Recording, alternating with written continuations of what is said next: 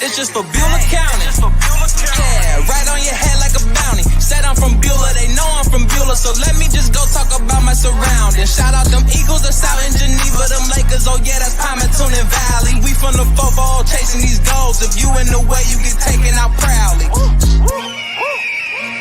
And Jefferson soaring with Falcons. Said that you working, you ain't really working. You see that we working, our hands got a callus. Putting in reps till we moving some mountains. Edgewood got warriors, they won't allow it. Me, I bleed green and gold, they know defeating those dragons who run the whole city. You wildin'. And they really doubt it, yeah. And next we gon' go to Grand Valley. Work like a horse and don't show no remorse. So opponents keep coming, we stack them and pile them, yeah. And kinda y'all flooded with Spartans. As soon as they pull up on game day, we park them. Cause we number one in that spot, ain't a bargain. Man, shout out St. John, they be ballin' like Harden. This for the 4-4. This for the 4-4. This for the 4-4. All right, everybody, welcome. It is Thursday night this week as we are just one day behind. I had some other events that kind of had to make me push the show out just a little bit. Got a chance to do a Meet the Candidates night as I am running for the Ashtabula Area City School Board of Education. So got a chance to do one of those really cool events, and a huge shout out to the NAACP and the League of Women Voters for putting that on over there at the Ashtabula Library. If you want to hear my answers, I can promise you they are everywhere. But that is the reason why we had to push it out. That and the fact that we have been doing a bunch of tallies as it's the end of the year, trying to get these stats right. Next week, we will be doing a show where we will update the record list. And we've got a lot of players this year that are going to fall on the record list, including tonight's guest, which is going to be Ashtabula's number one, statistically, best quarterback that has ever picked up a football out here. His name is Tony Hall. He had a night of nights against a bitter rival against the Lakeside Dragons, the Battle for the Bridge, which was an epic game. Let me encourage you guys right now to go back and watch that. It's available on ysnlive.com. Myself and Larry Jennings were on the call. It was a back and forth game. Exactly kind of what you would have thought in that game. It was two teams that don't really care for each other. It's an old rivalry, but a very relevant rivalry in this one. And this year, the Battle for the Bridge trophy for the second year in a row is going to stay in Edgewood. And it's largely in part to this guy right here. Bring up his stats first. That's right. We have a record breaker on the show. Now, I know what you're asking yourself before we get him on the show is you said that you don't give people two player of the weeks in 1 year. Well, that is absolutely true with one exception. And the reason why it's an exception is if you break as many records as this young man, you are going to earn yourself two players of the week. So that's the bar. You guys know where to set it. But without further ado, let's welcome to the show Ashtabula County's number one passing quarterback all time. That is the man, the myth, touchdown Tony Hall, baby. What is going on tonight, Tony? Nothing. Glad to be here. So, you guys have a phenomenal game on Friday, and it was one of those games I think that, earlier in the year, you obviously won your first player of the week, and you had an excellent performance that week. And I asked you on the show, I said, are there any games that you've got double circled? Are there any games that you are, that are going to get you pumped up? You talked about a few. You can't ignore that Lakeside game, and you went out there and had yourself a night against a bunch of guys that didn't care for the color of your jersey too much. So talk to me a little bit about the game. Talk to me a little bit about the practice leading up to that game. Going into the season, week 10 for us, Lakeside is always one that you have circled. Obviously, you want to take it day by day, week by week, but Lakeside is always circled. And that week of practice, you could just tell everybody was focused. Even the kids that aren't going to get on the field, everybody was focused on the objective at hand, wanting to win the game. And not even just win the game, but dominate it. Last year was very scary. We got into a little bit trouble towards the end of the game, and it was a closer game. So this year, we just didn't even want it to be close. We didn't want to have to worry. We wanted to know that in the fourth quarter we were going to get the win. Yeah, you guys went out there, and this was a game that I think definitely did get close. At one point, Lakeside leading by about 4. You guys had to kind of dig down and figure it out. But you got, and we'll talk about some of the controversy in the game as well. You have one of those disheartening plays where you essentially lose a player in a very scary injury, and I talk about that because he was able to come back, thank God. But it was one of those things that I think for most teams will kind of take the wind out of their sails. You guys seem to have to rally around that because you guys came out there really, really strong. How was that as the leader, as a senior, as the quarterback? When you see something like that, how do you get past it? So you spend so much time with your football team that you just create this bond, this brotherhood. And for me and Zach are very close with each other. We hung out a lot over the summer. So seeing him go down, it definitely hurt a little bit because he's one of our better players on the team, one of the playmakers that we have. So you could just tell everybody was shocked when he went down and how he went down, actually. Being taken out on a stretcher. We kind of just all rallied around it. We knew we weren't just playing for the seniors that night due to it being senior night. We were playing for 11. So we made that our objective. Play for 11. We're going to win this game for you. You have nothing to worry about. When you come back, we'll have the trophy back at home. So that's kind of how that went. And that's how it would be for anybody, not just number 11. If it was anybody else on the team, we would have rallied around them just the same. Yeah, and I'll tell you what, it was you guys really, Edgewood may have to sell the movie rights to that one because as you guys are hoisting the trophy at the end, here comes this young man, number 11, Zach Hull, that nobody knew he was coming back, and he all of a sudden comes back, and it was just one of those crazy, crazy moments. Some other things going on in that game. Obviously, you guys were trying to set up the run. There was let's just be completely honest, Odie. There was a little bit of difficulty stopping the run early in that game. They got a really great running back in there by the boss, Nate Bartone over there. You got some time in on defense and finding your ways to make a difference in the game. But I think one of the overwhelming questions in that game, and I'm guilty of it. You're going to hear it if you listen to that game. I talk about how the rain really should have slowed your guys' offense down. But you made a fool out of me, and I will accept that. How was it, is that something you worked on, or is it just a confidence? Was it all momentum? Like, you played in the rain like it was completely dry out there. So if you ask any of my teammates, coaches, I hate the rain. Hate it, I hate the balls getting dirty. I hate everything that has to do with being dry. So when it started raining, I definitely was like, oh boy, I hope it doesn't come down any harder. But then you just realize you just got to keep playing the game. Game plan is not going to change much other than we might run a little bit more here and there. But when it's time to pass, just make the throws that we've been working on all week. You definitely have to throw the ball different when it's wet. Just don't grip it as tight as Coach Henton tells me how to do. So I definitely did that when I threw it to Riley for a touchdown when it started raining harder. But no, you don't really practice for it because haven't had too many rainy practices. But when it was rainy, you just get new balls, get them dry, and you just keep playing. So. Yeah, and you know what? You kind of led me into my next point there, Tony. You threw some really great touchdowns in there, including, I believe, 2 to Jacob Ernst, who has been, let's call him your primary target. Let's just be real. But I got to talk about the play of the game. The one that I almost lost my voice talking about, and that was that throw to Riley Baldwin. And I'll be the first one to admit, and you can hear it on the broadcast as well, I said, man, he overthrew that. But you threw that pass like you've thrown that pass 100 times before. How do you get that much confidence, especially in a younger guy like Riley Baldwin, who it's a huge moment in the game where if he doesn't catch that pass, the whole momentum is going to change. How does that work for you? Riley is someone that doesn't talk that much at practice, so you don't really hear him a lot at practice, but he's always there. He's always somewhere. He's a great athlete. I would call him mini Jacob. So he's tall like Jacob, got hands. I've never seen him drop a ball, honestly, other than in practice a few times. But in a game, whenever you throw it to him, he's going to catch the ball. He's made some crazy catches, some catches that definitely should have been drops that he's went out of his way to go catch, help my stats out a little bit, help his stats out. But he's someone that you can trust on, and I think I trust all of our receivers. Some more than others, but I do trust all of our receivers. And when you're open, I'm going to throw you the ball. So throwing it to Riley was a no-brainer. I got him earlier in the season against Chagrin Falls too. I remember that.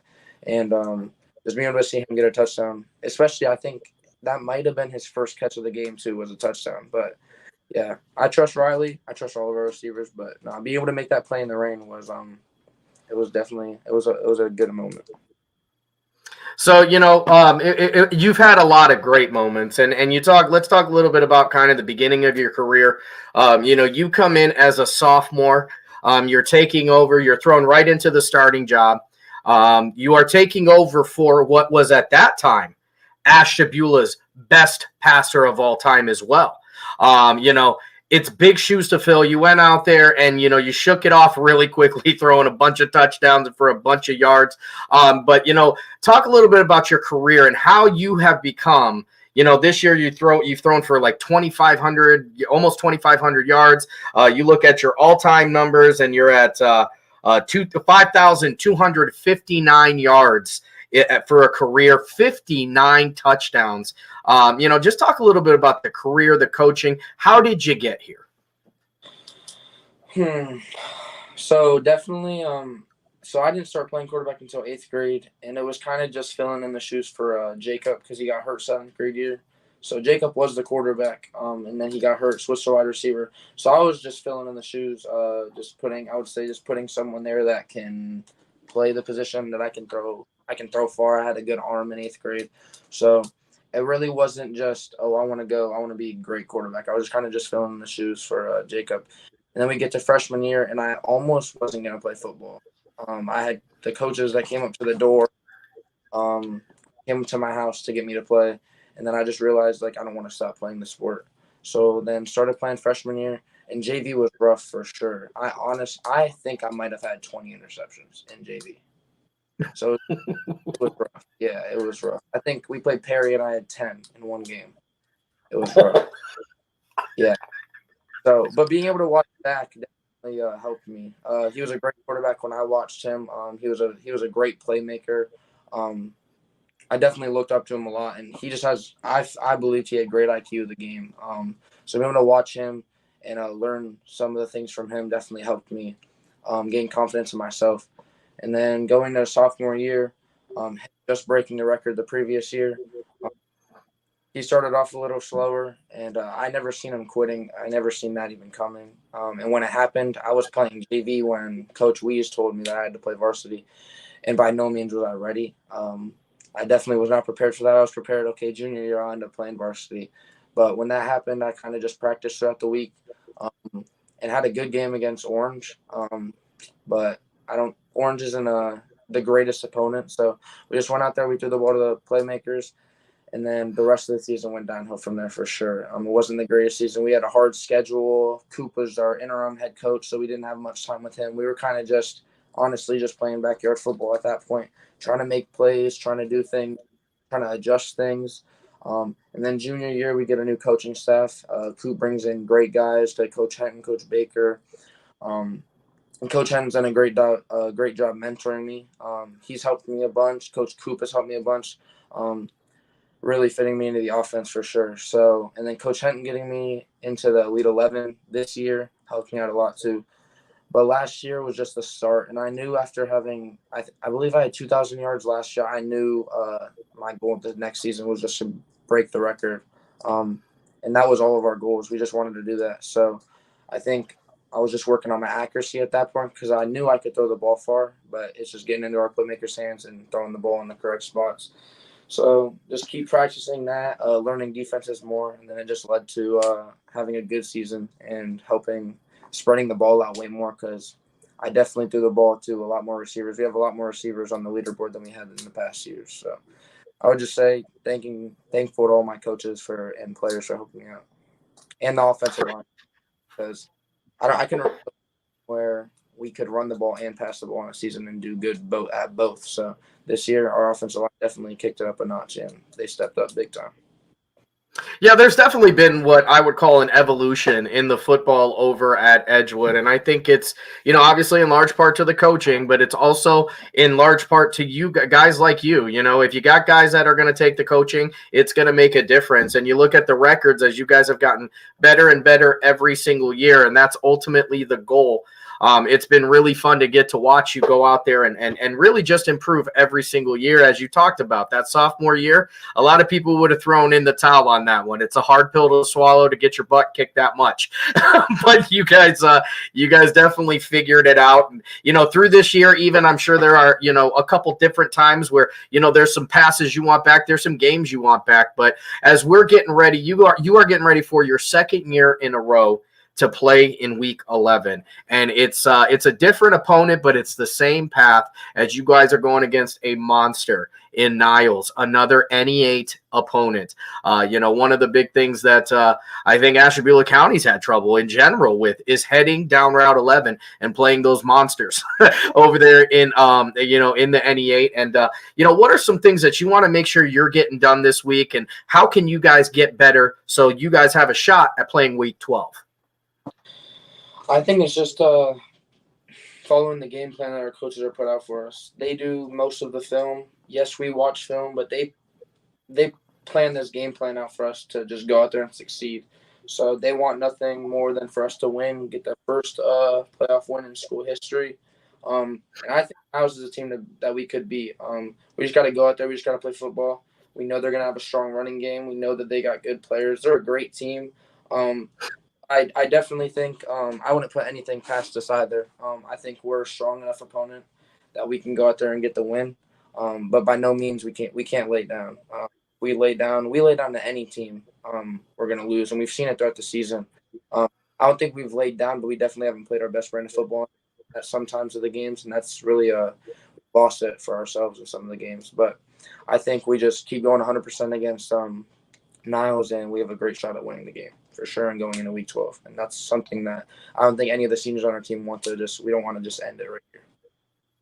Yeah, I'll tell you what, it's been a fun party. It's been a fun season. It's been a fun journey getting to watch not just you, but the entire Edgewood football team all year. You guys have really got the job done.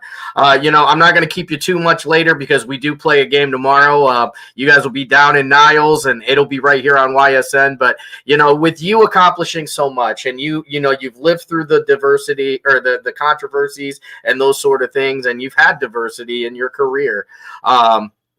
What is something, as there are some young guys that are playing at Braden, there are some young guys that might be playing on Saturday wearing those Edgewood colors. What is something that you would tell the next batch of Warriors, the next quarterback to come up through this ranks? What is something you would tell them so they can be successful too? If I could tell them that, listen to what the coaches have to tell you. Work out in the off season for sure. Definitely start lifting as soon as you possibly can. Get used to throwing your receivers and create bonds with them. And I say just set out for greatness. Create goals. That's what I did before the season, but create goals and try and beat the person in front of you for sure. And that's pretty much all I can give. Hey, listen, that's all I need from you. Touchdown Tony Hall, folks. I'm telling you, it's been a great time getting to watch you. I can't wait. I won't be able to call the game on Friday. You guys are going to be in great hands, and your grandfather, Larry Jennings, and Ray Torado on the call. It's going to be really, really fun on YSN. Best of luck to you. I can't wait to watch the game. Go out there, get the dub, and let's do this again next week. Sure. All right, ladies and gentlemen, Tony Hall. Touchdown, Tony Hall. And before it's all said and done, he might be known, and this was Coach Hetton that gave me this, so I got to credit him. He might be Touchdown Tony Hall of fame, as that young man has every single passing record for Ashtabula County. It has been an absolute, just a crazy journey for this young man, and he's crazy talented, and that's another huge portion of it. Let's go over to some of the comments real quick, and we got Mike O jumping in here. That's our quarterback, and he's a great individual, a great show, and good luck Edgewood Athletics against Niles. Absolutely. We've got Maurice. He says Zachariah Carlton Hull will be back quicker. He will be back faster, and he will be back stronger. I don't doubt that for a single second. He's one of the best athletes I've ever seen in my life. I'm not sure there are many people in the world that can cut quicker than that young man, and it was very good to see him, not only come back from the hospital, but just be so, happy and upbeat, and the ability, when you see those types of injuries that you saw that night, you never want to watch a kid go limp. You never want to watch a kid hit the ground, period. It doesn't matter rival. It doesn't matter if you like the team, loathe the team, nothing. You never want to see a kid go down. It's scary. It's heartbreaking. We got the better ending of that story. There's something to be said when the kids were, going off the field and throwing the thumbs up. That's what everybody's looking for. And it was the scariest, and it was one of the scariest things I've seen. And it was also one of the greatest comebacks I've seen when he gets back there at the end of the game. So, and you've got another legend in himself, and that's Steve Sargent saying the GOAT is Tony. And I'll tell you what, there's not too much of an argument against that. The young man, again, we will be releasing the records, the updated Ashtabula County record holders next week. Now, I will tell you this.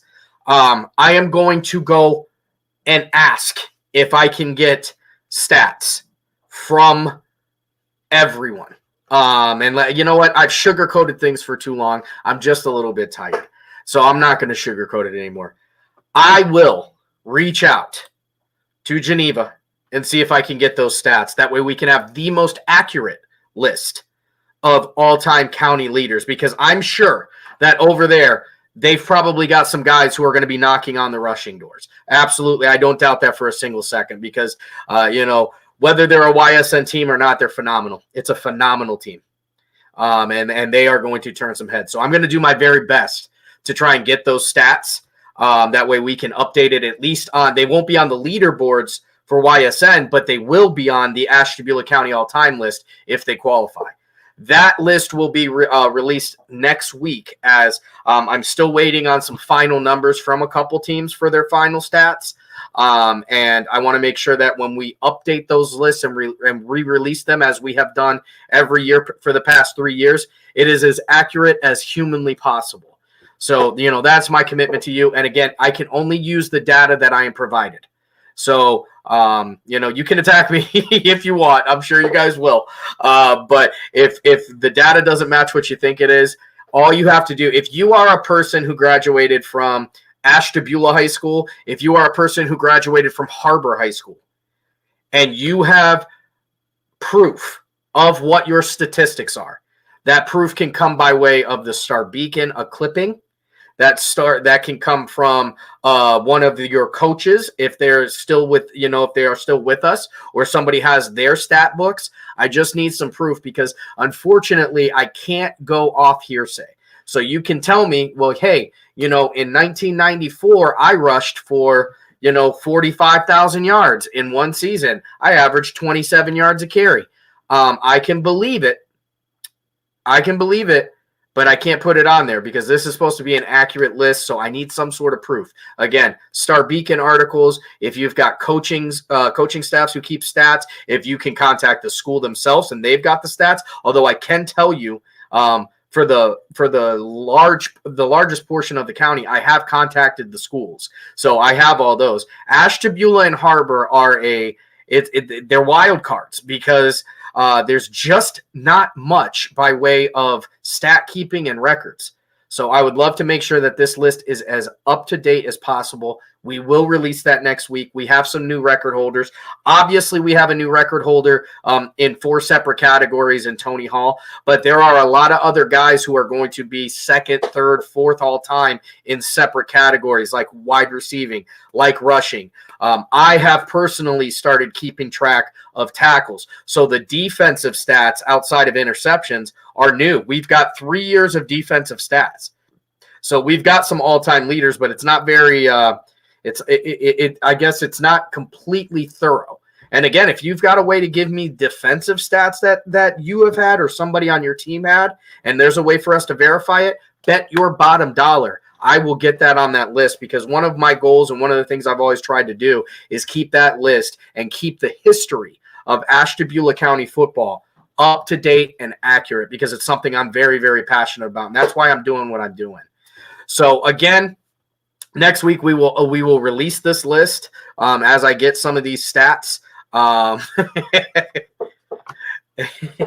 Let's get to some of these comments real quick. We've got Geneva's probably going to win a state title, potentially. Absolutely. They got to go through a very tough team in Ursuline. I can tell you that. And Chardon. 2005. Yeah. Okay, Ray. Don't forget I graduated with you, my friend. And my man DJ Yoakley says Sam Torres has all the records at the School of Hard Knocks. That's right, baby. That's right. So, but that's what we're going to be releasing next week. It's record time. It's one of my favorite shows as we are heading into playoffs. So this is going to be the final week of regular season stat lines, folks.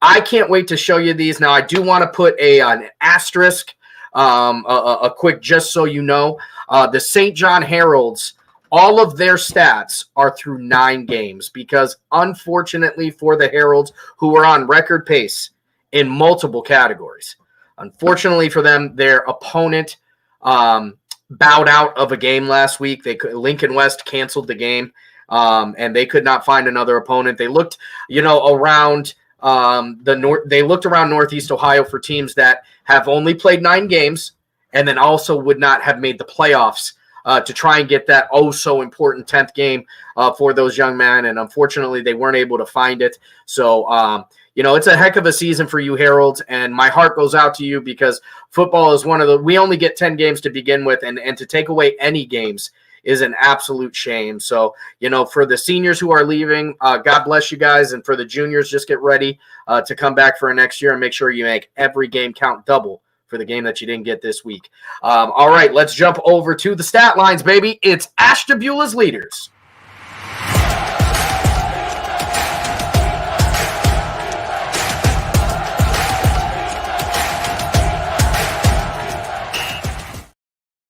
All right, here we go. And we're going to start right here with the passing leaders. It's no surprise who's on the top there. It's touchdown, Tony Hall of Fame, touchdown, Tony Hall. He's going to week 11 with 2,492 yards. He's got 31 touchdowns, 13 interceptions. 31 touchdowns is a county record. 2,492 is a county record. The boy was throwing the ball, and he was finding touchdowns more than interceptions, and those are the stats that make coaches like Elijah Juan Cooper and Terry Henton and all the guys over there on that coaching staff smile every time Hall is on the field. In second place, with only 9 games under his belt, St. John's Vin Narducci, 1,739 yards for the junior quarterback over at St. John, 14 touchdowns, 5 interceptions. Alex DeSalvatore, the big lefty, over there at Lakeside. He goes 828 yards, and even 1-to-1 ratio of touchdown to interception with 7. Sammy Goforth over at Grand Valley. Again, they haven't really passed the ball much because that's not where they were finding success, switching that offense over. But he still throws for 813 yards. Unfortunately, though, only 5 touchdowns to 13 interceptions. And that's one of the reasons I'm sure they wanted to run the ball, because Goforth was a monster on the rushing side as well. Max Gleason, you won't have to pass if you can run, and that's what they do in Conneaut. 456 yards for him, 3 touchdowns, 5 interceptions. Ryan Croston, same story, different part of the county, baby. 433 yards for him, 4 touchdowns, 1 interception. And Cage Bozar, who started off the year as a quarterback, but then transitions back into the wide receiving role, ends the year with 178 yards, 1 touchdown, no interceptions. And it's time for the rushing leaders. These are the guys who can pound the ball. And at the top, we've got Wyatt. I'm a pain for defenses, baby. 196 carries. He's got 1,248 yards, 11 touchdowns for this phenomenal athlete from Conneaut.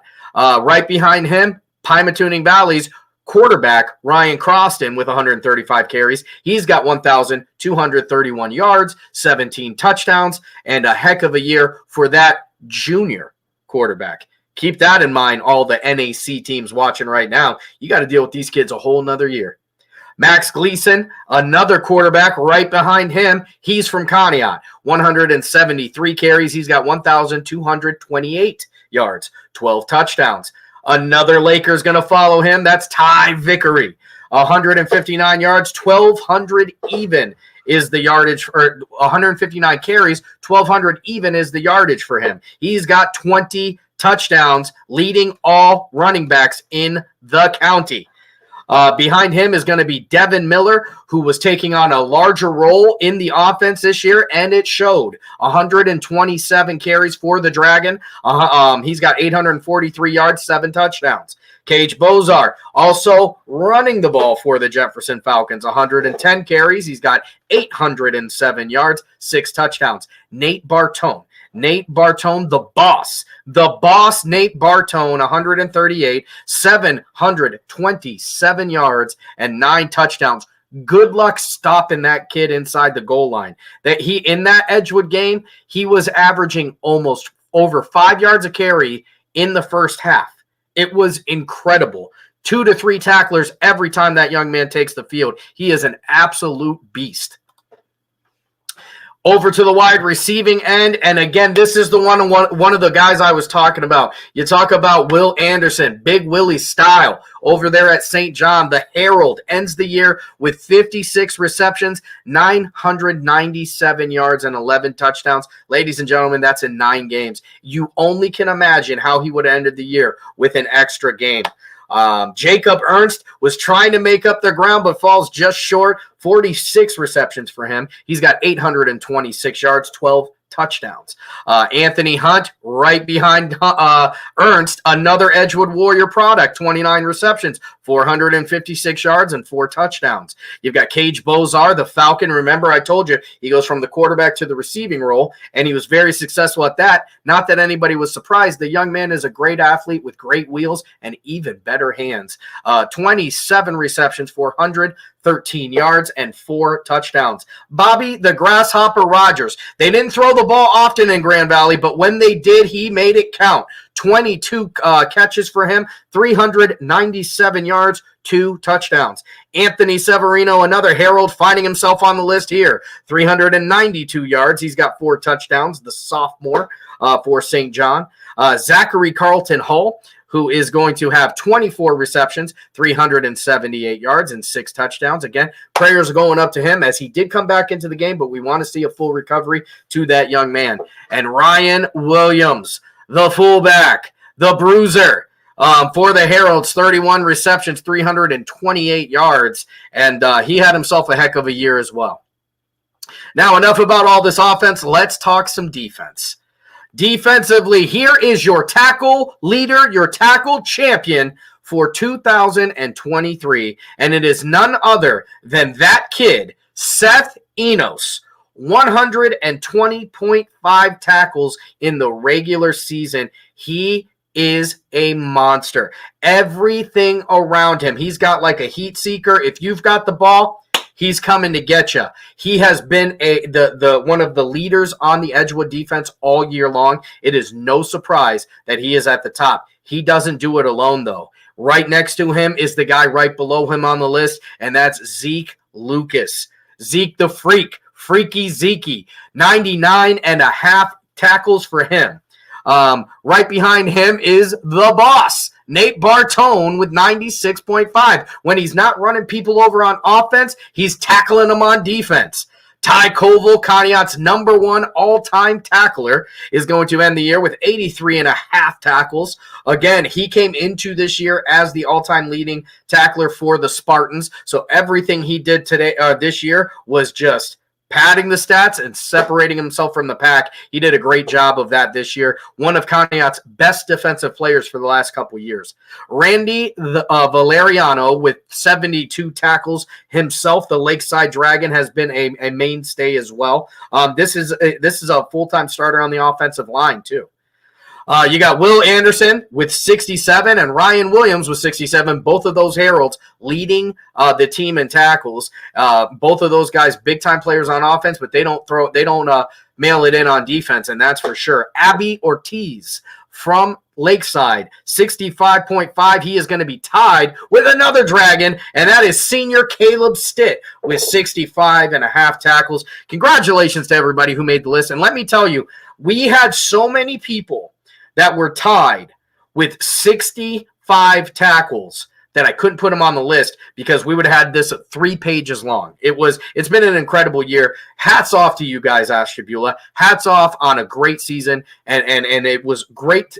One of the things that I love about this year is all the games you're going to be able to find right here on YSN Live. It's there forever. You're never going to have to go back and say, hey, I don't think you got that many tackles. Hey, I don't think you scored that many touchdowns, because the photographic evidence is in, baby. The camera does not lie. All right, heading over to TFL. That is Tackle for Loss.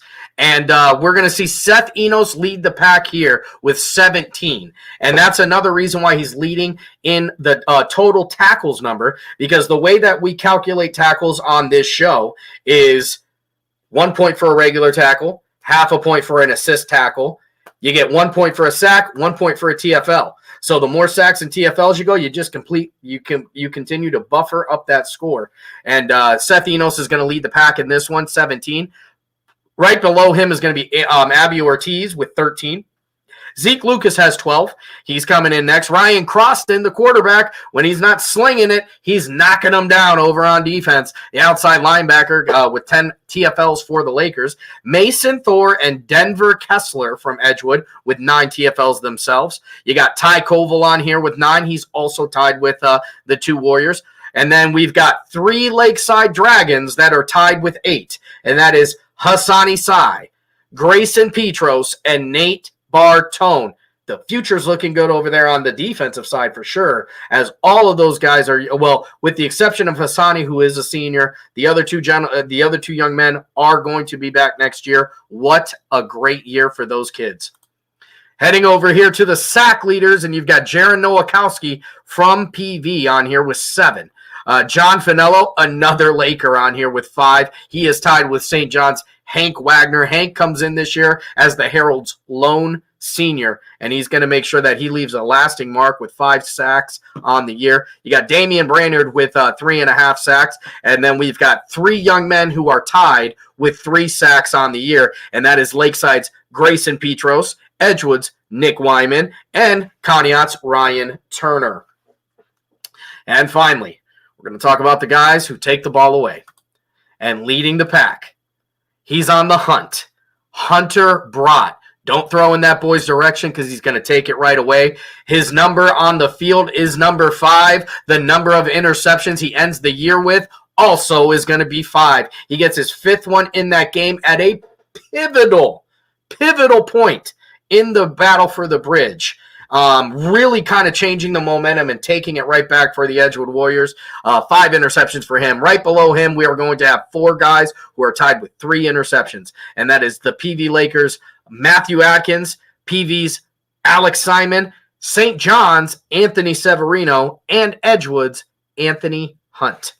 Those are your Week 10 leaders. Those are your 2023 regular season leaders. Congratulations to all of the young men who went out there and really just left it all on the field. There were so many guys on here so close to getting on the leaderboards. Really the difference is for like tackles is 1, TFLs was 1, interceptions. We had like 12 guys with 2. The passing yards and those sort of things, they kind of speak for themselves. This was Tony Hall's race. I would have loved to see what happened if St. John would have played another game, just to see how close those two would have ended up, because Narducci has had himself a heck of a year as well. But that's where we're going to end 2023 on the regular season side. But do not fret, my dear. We are not done with football. We still have 3 teams, YSN Ashtabula teams. There are technically 4 teams from Ashtabula playing in the playoffs this week. And before we get into those guys, let's talk about the results from last week. All right, you had Crestwood getting an absolute nail-biter, heartbreaker over Grand Valley, 28-27. The Mustangs really gave it everything they've got. Shout out to Tyler Hartz on that call. It's a wonderful game to listen to. If you want to go back and listen to it, again, right on YSN Live, go back and check it out. Tyler will be joining me in PV this week. I'm very, very excited about that. He's a very talented young broadcaster who brings a lot of energy and intelligence to the broadcast. So go back and check that one out. You've got Madison 27-18 over Conneaut. And, I knew that was going to be a closer game than people thought. There were some people who were saying, oh, Conneaut's going to get blown out, blah, blah. You're not blowing Conneaut out. They got guys that can run the ball. They can control the ball. They can control the line of scrimmage. As long as they can do that, Conneaut's in every game that they play. Pymatuning Valley goes out there, and it's 36-0 over the Bombers. And for the fifth year in a row, the Pymatuning Valley Lakers are undefeated in NAC play. They are NAC champions again. They are 7-3, and they are hosting a playoff game. And that one is going to be called by yours truly and Tyler Hartz on Friday over there in Andover, baby. Get the cowbells ringing. Get the trucks going. I want to hear loud. Listen. It can't be loud enough out there. And those fans pack the stands. The support that they get over in Andover is second to none. It has been so much fun getting to call these games. And just so you guys know, the last time I got a chance to broadcast a home game in Andover was a couple years back when they hosted against Jeromesville, Hillsdale. They won that game. They made it happen. It was ultra exciting. Me and my partner, my old partner, Ryan Cole, one of the greatest moments of my life was getting to call that game because you get to see a county team come out and get a win that nobody thought they were going to get. Remember that, Lakers, when you take the field this week going against a very experienced Crestview team. The Geneva Eagles, 9-1 on the year, 57-13 against Jefferson Falcons. Jefferson Falcons had a tough year. There's no way to sugarcoat it, and there's no reason to. It would be disrespectful to joke about or try and make this sweeter than it is. They had a tough year. They will get better. They are down, but they are not out. Do not count those Falcons out. We've got a whole year for them to get better. I believe in Coach Hanna. I know that he's a great coach, and I know he can get a lot out of those young men. I know that he's got young men that will run through the wall for him. It's a rebuilding year, and this year they were just getting the bricks laid down. We'll see how this goes next year, but they are not going to get a win this year. Geneva, on the other hand, the completely other side of the spectrum. It's working. In Geneva, it is working. I've said it for a couple weeks now. Unfortunately, we didn't get to broadcast their game. So one of the things that will always bother me for this entire year is the fact that this Geneva Eagles team was so special, and there is no record of it. Everybody else is going to have their games recorded. Everybody else, you're going to be able to go back and you're going to be able to watch that. You're going to be able to relive that magical season. And that's not what Geneva's going to. I mean, they're going to get 2 games because that's what we got to cover. We got 2 games recorded. They weren't on YouTube. They were nowhere. They didn't get the exposure. They didn't get the promotion. They didn't get anything, and that's terrible. And we tried, and those kids deserved better. And I hope people remember that. They're obviously not done. 9-1 on the year. They are going to be going against a Hawken team that they are heavy favorites over. So look for them to play in Week 12 for sure. But they are in a monster, and I mean a monster of a division. Division 3 is not for any babies. So it's going to be an uphill battle for them. Whether or not they're with YSN or not, I still wish them the best of luck. Those are kids that I really got to watch develop all, through their youth, through their young years. When they were going out there, a couple of years ago, I can remember this exact backfield going out there and getting their butt kicked. But they kept it up, and they've gotten better, and it's really a testament to them. It's a testament to their coaching staff as well.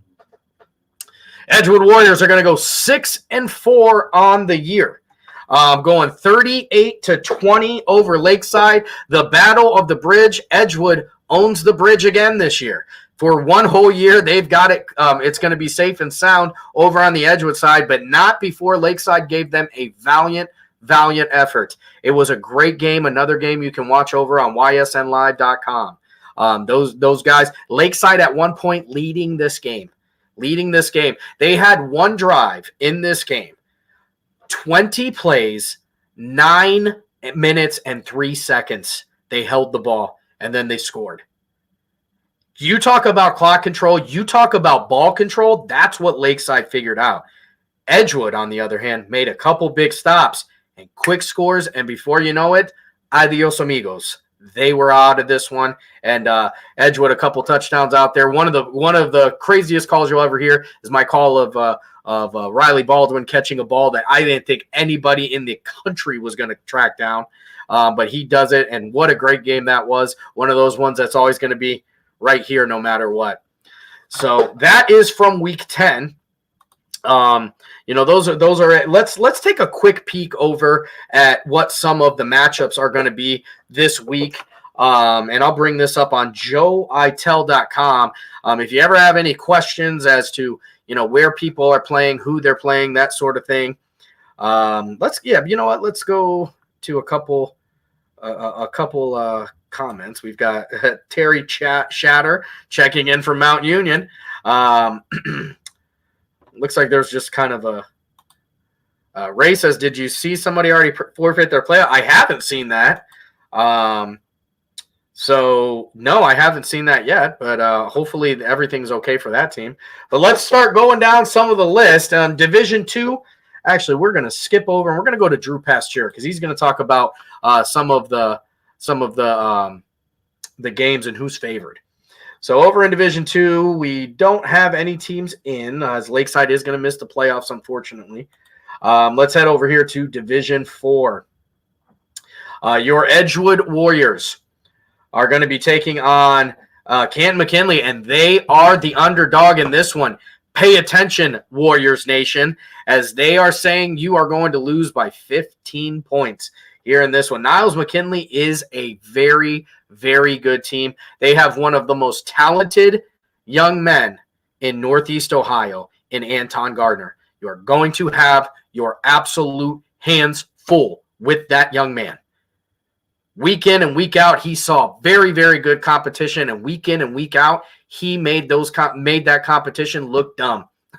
Nobody could stop him. It's up to you to change that, because Niles is trying to make a change in their program as well. That NE8 takes absolutely no prisoners. That is going to be it for Division 4. Now we head over to Division 5.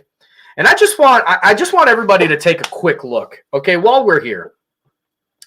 We talk about Division 3 a lot and how difficult that division is. Ursuline, Chardon, Geneva, and ultimately, whoever wins out of this region has to go against an absolute monster in Toledo Central Catholic, who just happened to beat Akron Hoban for the Division 2 state championship last year. So Division 3 is a bear. I will grant you that. But can we talk about Division 5? Can we talk about Perry being one of the best Pirate teams that they've had in 10 years? 10-0. South Range takes one loss for the first time in forever. They're number 2. Norwayne is good. Garfield went 10-0. Garrettsville Garfield went 10-0, and they are not the number 1 or the number 2 seed. Division 5 is absolutely packed with talent, and that includes these young men right here in Conneaut, the 5-5 Conneaut Spartans. They have a rematch this year against Garfield. Now, it did not go their way last year, and they will tell you that. That was at home. Conneaut got to host a game, and Garrettsville Garfield got in there, and they did what they needed to do, and they got in there, got out of there, and got home. Conneaut is looking to spoil their homecoming game, or their home playoff game this year. Pasteur has them. Listen, you see it here, right here, Spartans. They've got you picked as to lose this game by 28. Go out there and prove the world wrong.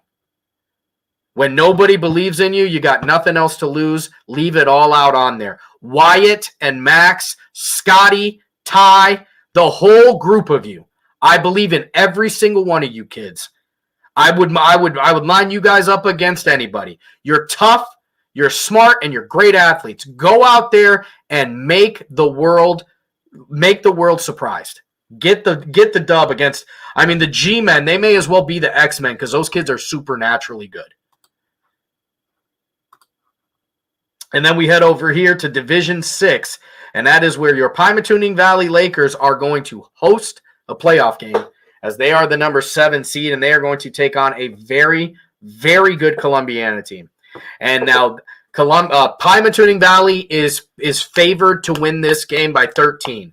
And what I will tell you guys is that if you overlook Crestview, you will be watching the game on TV next week. Columbiana Crestview is a very good football team. They are ready to play. They are ready to get back to the old culture that they had in that football team, and a great way to do it would be to get past Pie Valley. But I'm not calling you Pie Valley. You are Pymatuning Valley. You are the Lakers. You guys are the same team that has outscored opponents 186-6 for 5 straight weeks. You guys are the same team that goes out there and pushes out 2 1,200-yard rushers, a bunch of sacks, a bunch of interceptions, 0 points given up, except against St. John. You gave up 6.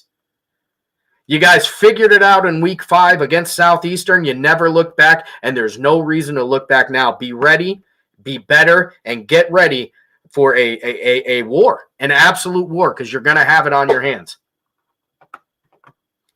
And Division 7, we do not have anybody, as St. John doesn't make the playoffs this year, so that's going to do it for them. So, a little bit of passionate, I guess you could say, is what tonight's show ended up being, because it's playoff football, and I love it. One of the things that happens a lot, and whether you want to believe it or not, I'm just going to be honest with you. I've traveled, I've listened to people, I've seen games everywhere from here to Columbus to Canton, wherever you want to talk about it. When it comes to playoff time, the fact of the matter is some teams look forward to getting an Ashtabula County team because they don't believe in you. They don't believe your records are what they should be. They look at you as a first-round bye, so don't let that get you. Ashtabula, stand up. Get the dubs this week. Get the dubs. Shock the world. Change the narrative. Nobody can do it but you. I'm a big believer. I have been, and I always will be. It's going to be a fun weekend. I can tell you this as well. YSN, your sports network, is going to be your home for playoff football. All the games that are going on in this area are going to be right here. It's going to be $10 to watch the games. Now, $10 gets you access to all of the games on the network. I want to say we have 21 games on the network tomorrow. It's $15 to go watch it in person. So if you want to go and you want to support your team, I encourage you to do that. But $10 for 21 games, there is no better deal in sports. The OHSAA hits YSN for $200 every game that we stream of playoffs. That is a lot of money. A lot. And we got to recoup it somewhere. That's where we do it. That's why during the regular season, it's free. We want to make sure you always have access. But when we're getting hit, we gotta recover that somewhere. So again, everybody, $10 for the best pass in Northeast Ohio football. YSN is your home for sports. It's your home for Northeast Ohio sports. I've got my friend Kyle in here late, but not too late. He said, coming in late. If you haven't said it already, Jefferson plays in the district championship game for volleyball versus Marlington in Niles. So congratulations to the Lady Falcons as you guys continue to turn heads and show people what you can do. Coach Donnie Palm over there doing a great job getting those young ladies ready, and it's been another fun one to watch. And that's the absolute truth of it. So that's what I've got. It's a later show in the week. We are on Thursday, but we will be back next week on Wednesday. We'll have some playoffs. We'll have some results. Unfortunately, only half the teams who play tomorrow will be playing next week. And that's the reality of it. Are you going to be on the half that plays next week or the half that watches the other teams play next week? It's all on you guys. You guys got to make the choice. You guys got to make the commitment. Go out there, leave it all on the field, win, lose, or draw. As long as you left it out there, you have nothing to be ashamed of. And I am always going to be forever proud of these Ashtabula area athletes. I think you guys it's been a joy to get to watch. It really has. So getting ready to end this show. Again, I'm trying not to make this too political because I know I'm supposed to keep everything separated, and I apologize ahead of time. We're almost through political season. But again, I just want to remind you guys, I am running for the Ashtabula Area City School Board. I'm hoping to make a positive change in a district that so desperately needs it. My name is Samuel Torres, and I hope you remember me on November 7th. Make sure you hit the polls. There are 3 seats up, and we got to get all those seats changed. We need new ideas, fresh ideas, and a brand new way to look at it. It's on you as the voter. All of you Ashtabula Area City School District voters, please remember me on November 7th, Samuel Torres. That's going to be it. Again, I told you I'm not going to keep it too long. My name is Samuel Torres, and this is for the 440. This for the 440. This for the 440. For the city and the back roads, got a whole county full of them goats. All from the 440 and that goat. Hey, it's just for Beulah County. Yeah, right on your head like a bounty. Said I'm from Beulah, they know I'm from Beulah, so let me just go talk about my surroundings. Shout out them Eagles that's out in Geneva, them Lakers, oh yeah, that's Primetime Valley. We from the 440 chasing these goals. If you in the way, you get taken out proudly. And Jefferson soaring with Falcon. Said that you working, you ain't really working. You see that we working, our hands got a callus. Putting in reps till we moving some mountains. Edgewood got warriors, they won't allow it. Me, I bleed green and gold, they know defeating those dragons who run the whole city. You wildin'. And they really doubt it. And next we gon' go to Grand Valley. Work like a horse and don't show no remorse. So opponents keep coming, we stack them and pile them. Yeah, and Connie I flooded with Spartans. As soon as they pull up on game day, we park them. Cause we number 1 in that spot, ain't a bargain. Man, shout out St. John, they be ballin' like Harden. This for the 440.